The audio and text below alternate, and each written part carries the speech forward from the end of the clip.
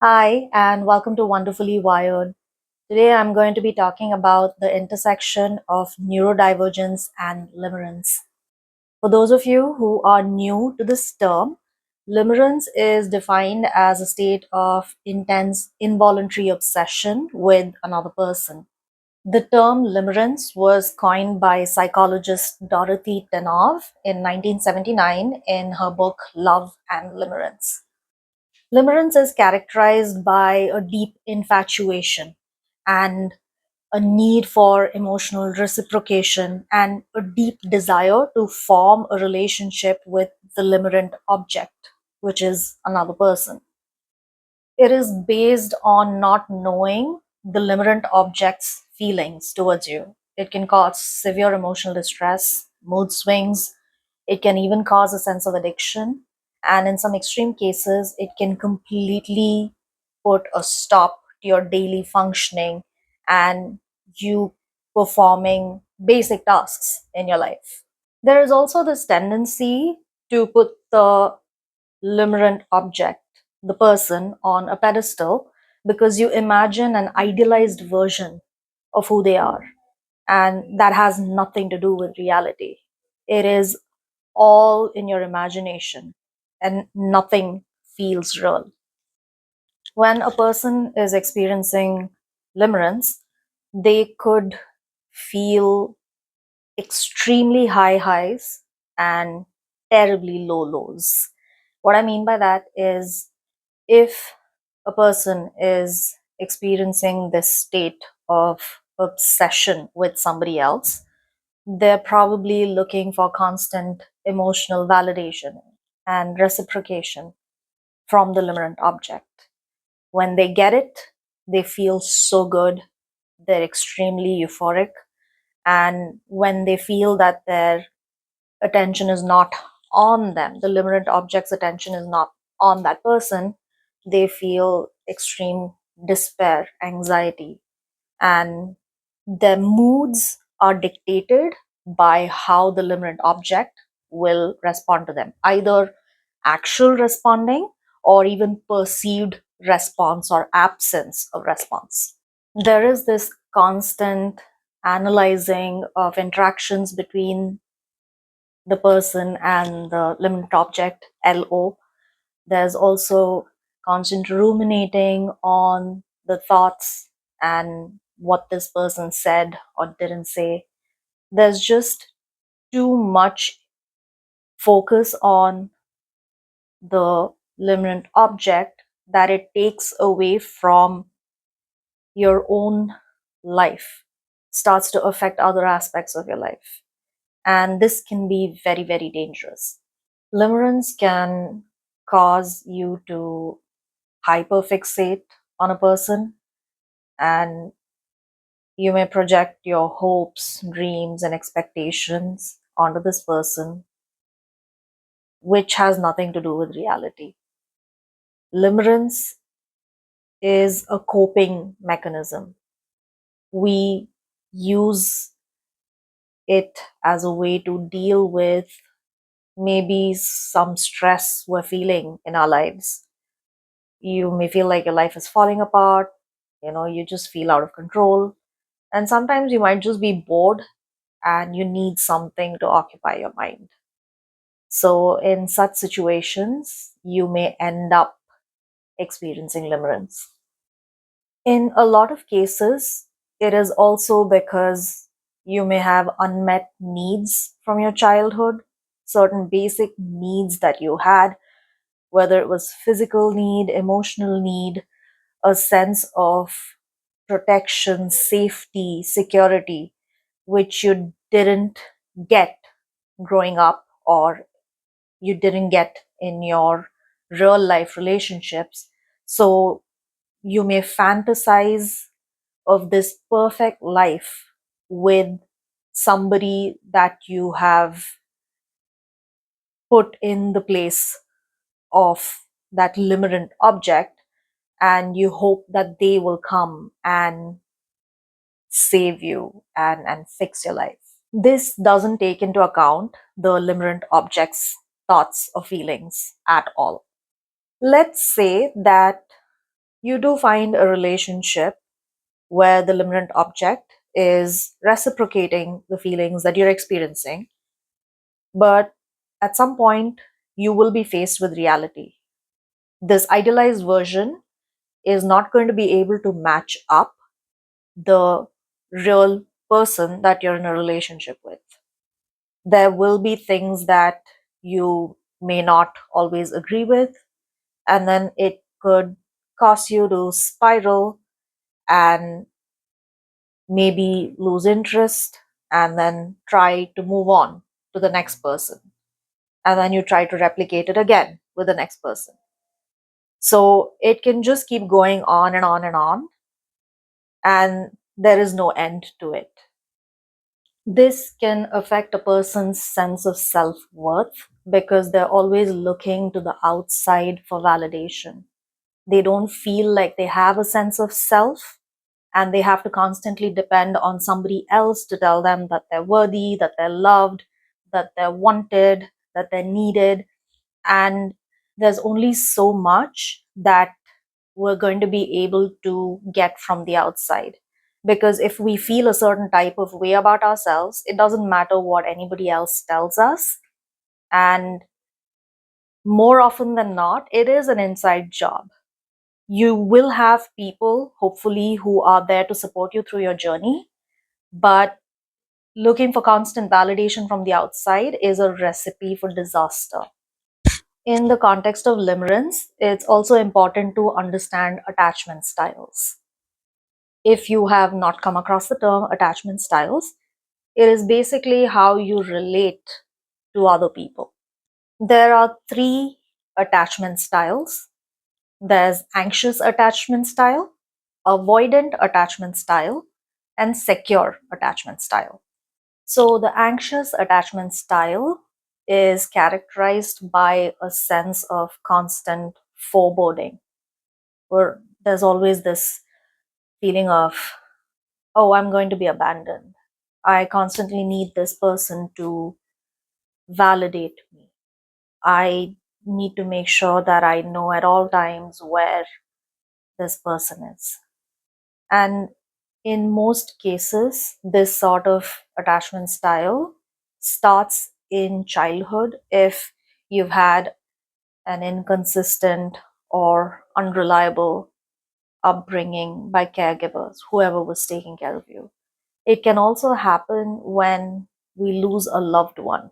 In a sense, we do feel abandoned because they did leave us. So, this is an insecure style of attaching to somebody. Maybe you're constantly seeking intimacy and closeness, and you're also always trying to people please when you're anxiously attached to them. And this can lead to a very low sense of self worth. The avoidant attachment style is characterized by this need for emotional distance, and there's also a lot of distrust of other people, distrust of intimacy and closeness with other people. There's also a fear of rejection, and people who are avoidantly attached, which is if that's their attachment style, they tend to distance themselves from people before they can get rejected. There's almost this need for hyper independence, which is also a trauma response. They may also tend to use tactics to avoid confrontation and deflect from issues because of how uncomfortable it makes them feel. If avoidant people are in a relationship, they may find it difficult to open up and really let somebody in. And if that partner has some issue that they want to talk about, just for an example, avoidant um, people may try to minimize their partner's feelings because they just want to avoid confrontation. They might use humor, sarcasm, or anything else they can think of to deflect from the actual issue at hand. or the vulnerability underlying the situation. While talking about avoidant attachment style, I also need to mention that autistic people need a lot of space, need a lot of rest, and need their own time to be able to come back and have a conversation with the person that they're talking to. And it's not necessarily the same, but there could be an overlap between a person being avoidant and they may also be autistic. More often than not, you might notice that anxiously attached people might gravitate towards avoidantly attached people. The more you try to cling on, the more the avoidant person pulls away. Again, the more you try to cling on, the more the avoidant person pulls away. So the idea is to be able to find a balance and form a secure attachment style. The secure attachment style is characterized by being comfortable with intimacy and closeness with other people. You're able to openly and honestly communicate how you feel in relationships. You're able to ask for help when required. There is a balanced approach to relationships. You're able to relate to other people with trust, and you're able to give other people that deserve it the benefit of the doubt in maybe miscommunications. In a sense, you're able to have a conversation without losing your mind. You're willing to take turns and communicate with each other and try and find a common ground to try and resolve your issues. So there's also like a very high sense of self-esteem in people who are securely attached. They have a high sense of self-esteem, they have a high sense of self-worth, and they are respectful of the people that they are in a relationship with. So in general, we are trying to aim for a balanced approach in relationships and form a securely attached style. Now that I've covered the basics of limerence and attachment styles, I'm going to delve into the overlap between neurodivergence and limerence, which may be more common than we realize. So, when you're experiencing limerence, it is a heightened sense of experiencing feel good hormones in your brain, body, oxytocin, dopamine, serotonin. All of these feel a lot more amplified, and it feels like you're living life in high definition. Being neurodivergent can feel very intense because you're very, very aware of all the stimuli in your surroundings, and it's not like you're able to shut anything out. You're kind of processing 10 things at once, and at the same time, it feels like you're unable to process it, especially if you are on the autism spectrum, if you're ADHD or a combination of the two, or EHD. Every input can feel amplified. It can feel very, very intense. Limerence can be confused with love because the hormones being released in both the experiences are the same. Research shows that people on the autism spectrum, ADHD people, people who may experience OCD, or a combination of autism and ADHD, tend to have certain chemical imbalances, and they may be a little lower on the dopamine, oxytocin, serotonin hormones compared to somebody who is not autistic or any of the other neurotypes that I mentioned. And as a result, neurodivergent people may also experience depression a lot more than somebody who may be neurotypical. When talking about limerence, we mostly talk about it in a romantic context, but I think it's possible to experience limerence even in platonic situations. For example, if you go to school or if you are working, you may have somebody in your class or there's a coworker that you are attracted to for some reason, and it could be anything. Maybe you find them physically attractive, you like the way they dress, you find their work ethic admirable, or you enjoy the way they interact with other people.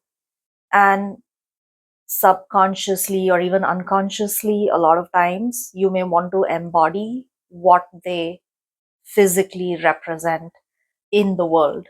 So I think limerence in platonic situations is very, very possible. Another thing to make note of is neurodivergent people may struggle to identify what exactly it is they're feeling because of alexithymia, an inability to understand or articulate how you feel.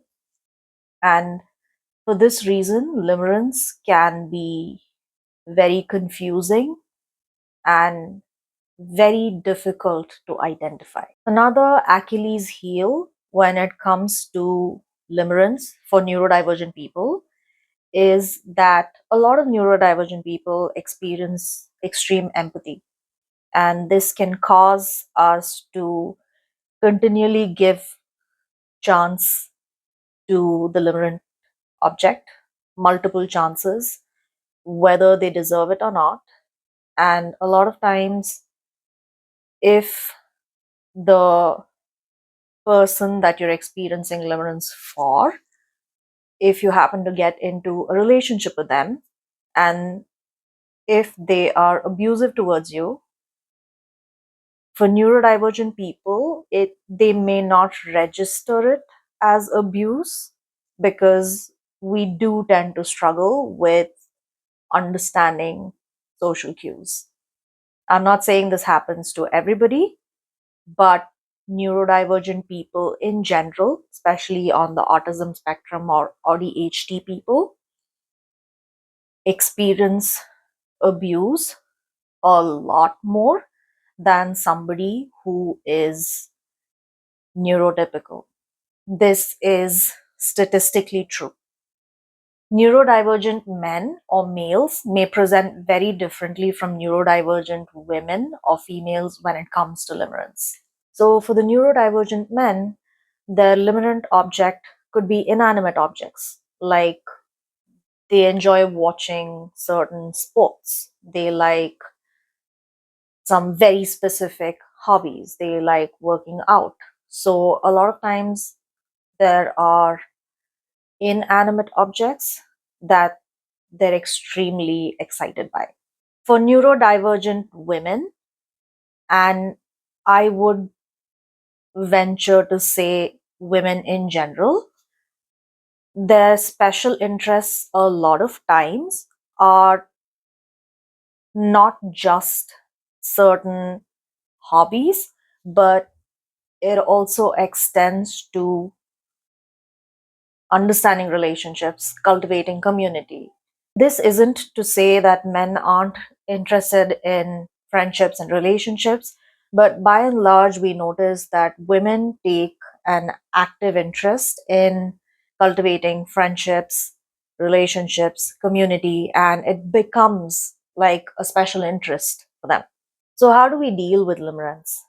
Because it can be intrusive and in some cases so debilitating that you're unable to function. In some cases, it can be so severe that it may even warp your sense of what is real and what isn't. So, the first step to deal with limerence is to make a physical note where you can read it and it's there in front of your eyes so you can make sense of where you stand. When you write something down and it's there in black and white, It is also helpful for you to build some self awareness. Once you have awareness of your thoughts and your feelings, you can take it one step further and try to understand what it is that you're hoping to get out of this relationship. You can express yourself through your writing. Maybe you write some prose or some poetry. You write a letter to your limerent object.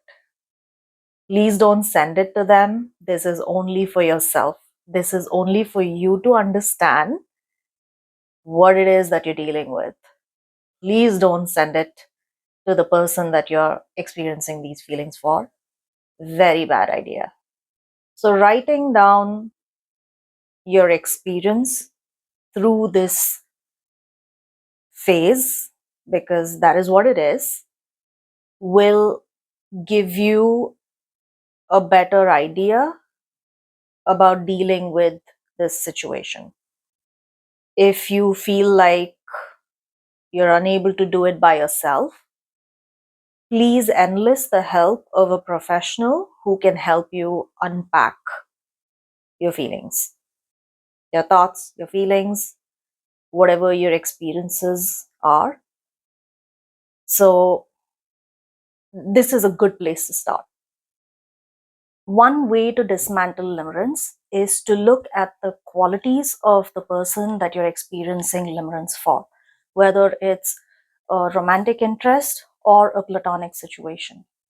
Maybe you can make a note of all of the qualities that you find attractive in this person, and then see if it is the person that you're interested in or the qualities that make you feel like you're missing out on something. Many times, when we suppress our natural instincts, they tend to find other ways of expressing themselves. And this can be a good idea for you to check if it is really the person that you're interested in. Do you want to be with them, or do you want to be them? The next thing that I would suggest is, don't act on how you feel and how you think. You don't have to believe every thought that you think. Acknowledge it and give yourself permission to be present for whatever comes up.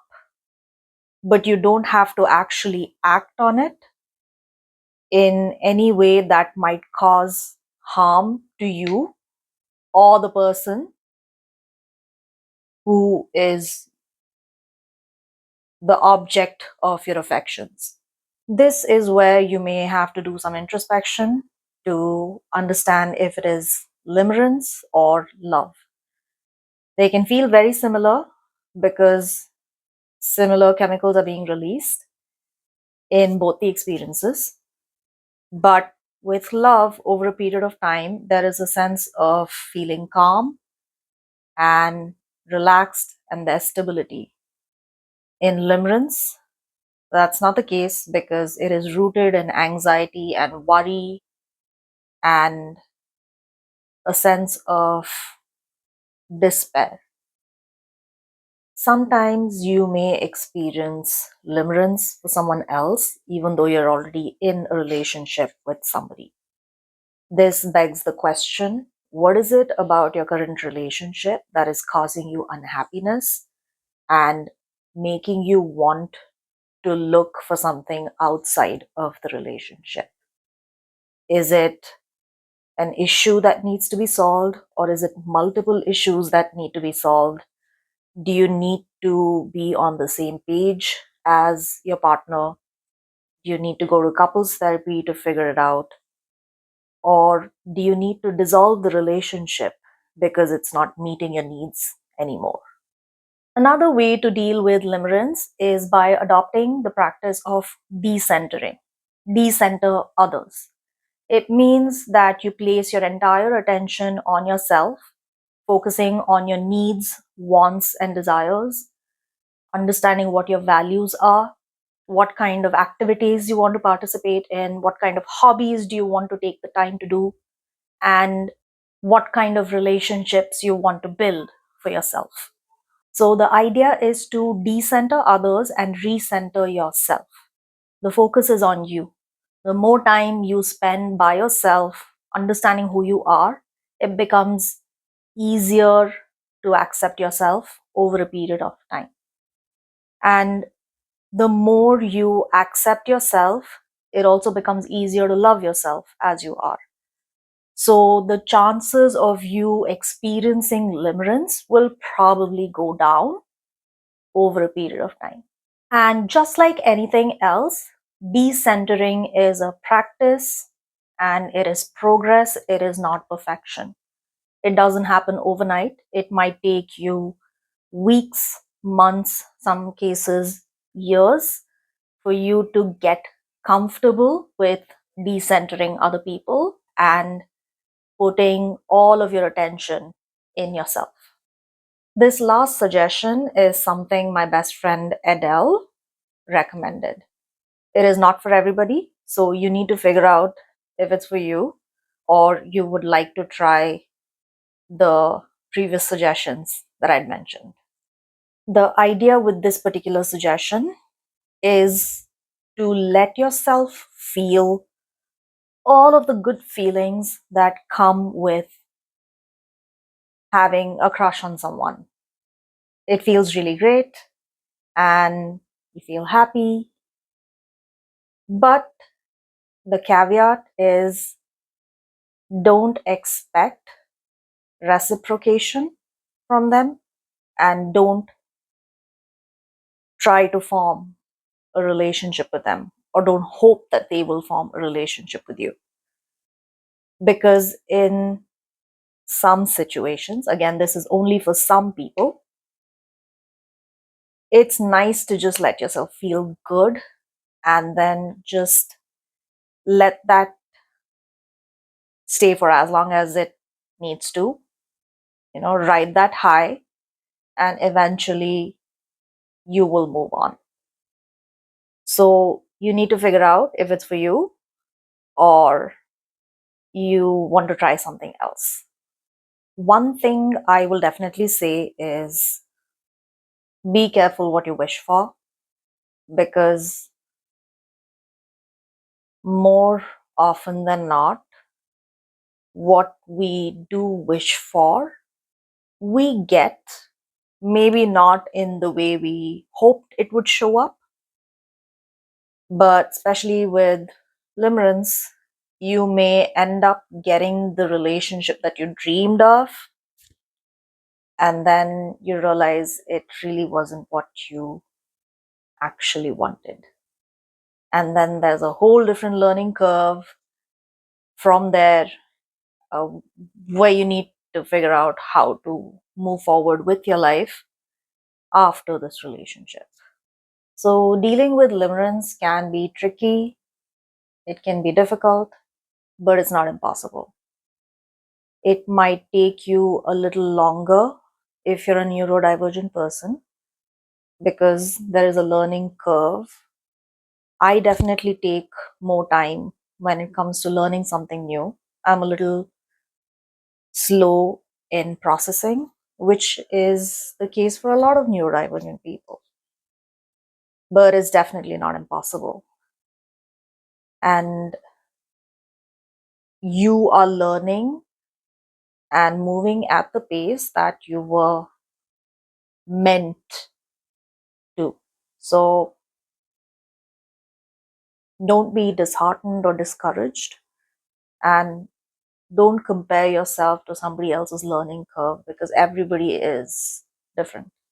If you're willing to learn from your experiences, limerence can really teach you the beauty of restraint. It has the capacity to be one of your greatest allies in your personal growth journey. I hope you found this video helpful. Please feel free to share it with anyone that you think may benefit from it. If there are other ways of dealing with limerence that I may have missed in this video, please feel free to drop a comment. I will also share the link to the book in the description below. Thank you so much for being here, and I will see you in my next video. Bye.